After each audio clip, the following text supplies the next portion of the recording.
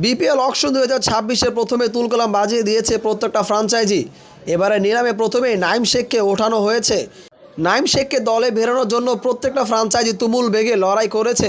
শেষ পর্যন্ত নাইম শেখকে চট্টগ্রাম দলে ভিড়িয়েছে 1,10,00,000 টাকায়, যা এখন পর্যন্ত সর্বোচ্চ বিক্রিত নিলামে। তবে ফিনিশার ক্ষেত্রে মাহমুদুল্লাহ রিয়াদকে কোনো ফ্রাঞ্চাইজি কেনার আগ্রহ প্রকাশ করেনি, তিনি আনসোল্ড এবারের বিপিএলে।